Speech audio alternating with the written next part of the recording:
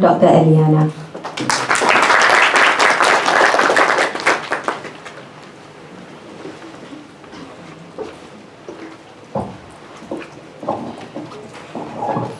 Thank you very much, Chair. The photo can be decisive, like it can be deceiving. I don't look like that anymore. That was like years ago. Alright, so thank you very much. I will continue on sharing on the next step in terms of cancer screening and diagnosis. Probably this is from the perspective of the Ministry of Health, right? So when we want to talk about screening and diagnosis, of course, screening, first we must know what are the burdens, why are we doing all this? So globally, we have increasing death due to NCDs, and if you look at the estimates from 2000 to 2021, so cardiovascular disease account for most NCD death, 17.9 million people annually, and this is followed by cancers, 9.3 million, as well as respiratory diseases, 4.1 million, and of course diabetes. So these four groups of disease account for more than 80% of all premature NCD deaths, and 86% of premature NCD deaths actually occur in low middle income countries. So that will be what we see now at global level. So in Malaysia as well, if we look at the data that we have from the Department of Statistics of Malaysia, so cancer is the third cause of death. If you look at neoplasms, it's the third cause of death, and what we seldom overlook is actually what are the cancers that within the 10 principal causes of death in Malaysia. So lung cancer has been there, and it is the leading cause of cancer-related death. So if you look at the 10 principal, it always lead by lung cancer, and followed by colorectal and breast, in which we have policies on colorectal and breast in Malaysia, and we have just started something on lung cancer, which included in our lung health initiative Malaysia. So it is a burden in our country in terms of mortality. And if you look at in terms of the prevalence and the incidence, our National Cancer Registry reported more than 200,000 cases prevalence, but in terms of incidence, we have around 30 to 40,000 cases every year. And we have the recent one in 2022 and 2023. We have around 38 to 40,000 cases reported every year.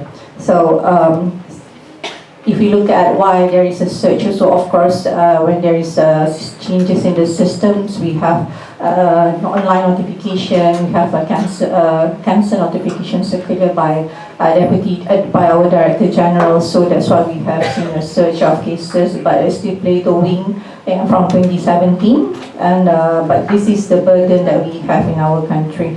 And reporting is just something that we are working on to strengthen, so that we can get a better picture in terms of data for cancer in our country.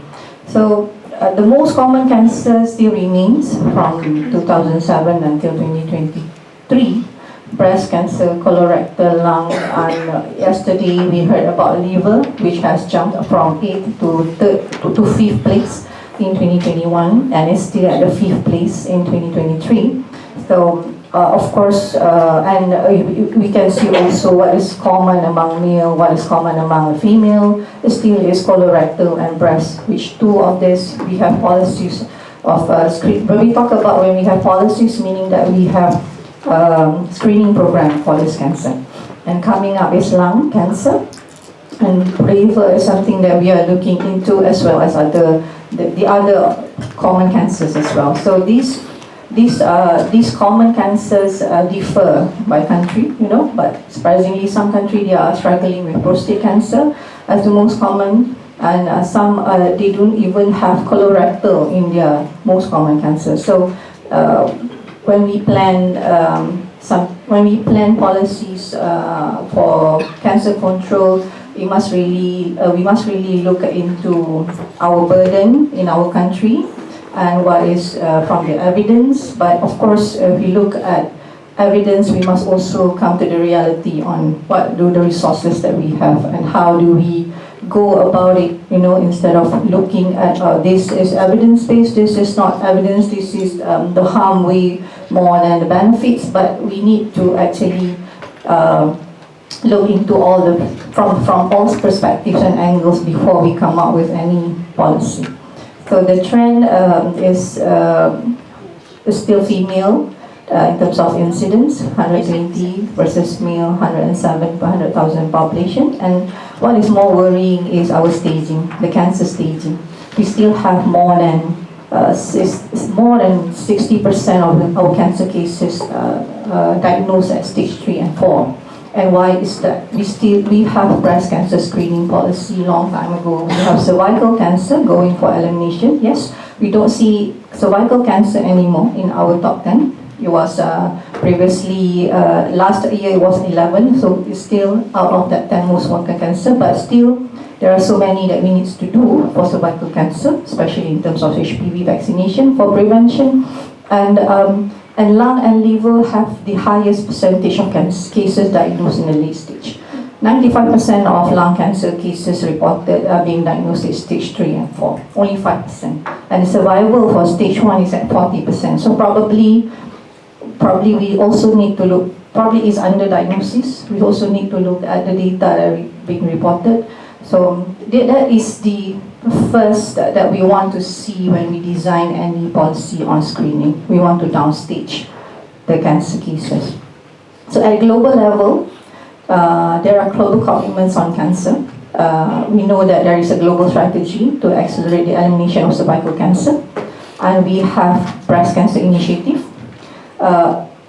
Also, there is a global initiative for childhood cancer and cancer registry development.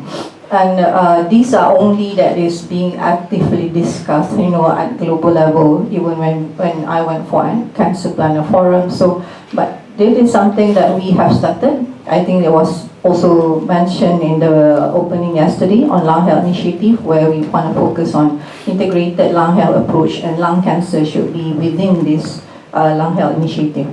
So if we look at, in terms of lung cancer, of course, the gold standard will be low dose CT, and do we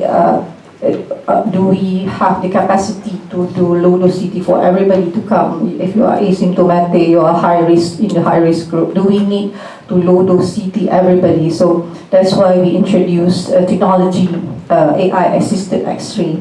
So be one of the steps before you go for the screening and also diagnostic process of diagnosing lung cancer. So we do not want to miss. Of course, there are so many questions on what is the specificity, what is the sensitivity, like validity, whether it is cost effective, whether it is feasible. So these are all the points that we need to look into when we want to design a screening program. But of course, when we look at the population, we also need to look at what is equitable to everybody, what is accessible, then will benefit the population at large. So that's why we put on the AI X-ray that does not play the role of replacing human or being the first step in screening. AI reports there is a nodule, you are at high risk of malignancy and all.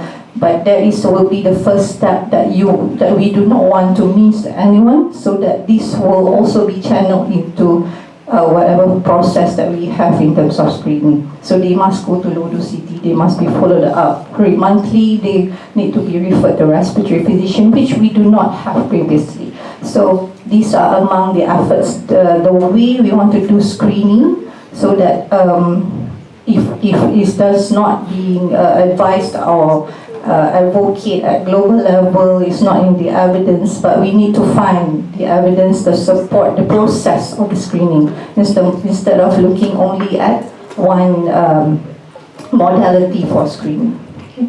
So this is our national strategic plan that is going to end this year.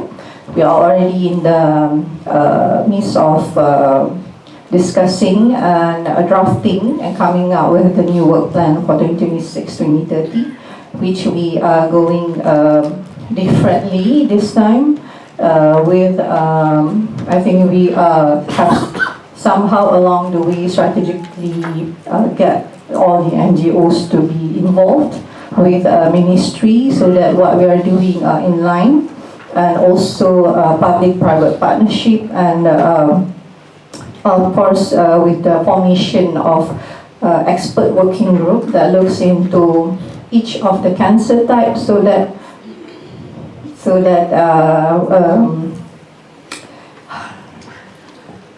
no, I just saw 10 minutes left, so I'm like, okay. So that so that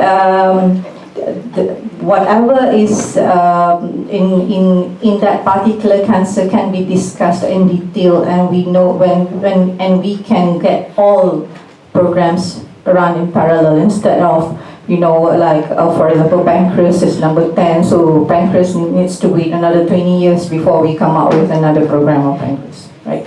So screening and early diagnosis is, of course, and diagnosis are within the strategic plan, and the overall targets, of course, to downstage the cancer. Probably we are going to also look into lung cancer and liver cancer in the next work plan, and to improve 5-year survival rate, as well as to reduce the risk of premature mortality. Of course, there will be the impact of this strategic plan. And we have supporting documents to support our national cancer control plan that includes for breast, cervical, colorectal, and we have men's health that focus on prostate, and soon we are going to be supported as well by lung and also liver.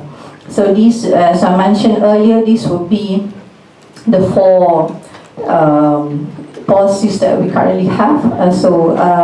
Lung health initiative has been added on, and soon we are looking into how are we going to approach for liver. So it's not, when we talk about liver cancer, it's not that you know, you come, I want to screen for liver cancer. So we are looking at holistically. Same goes like how we look at lung health initiative. So the challenges that we face is, like I have mentioned, is the policy gaps. So we have many high burden cancers. So are we going to just sit on it because you don't have evidence, enough evidence? So we must tailor it according to what we need in our country.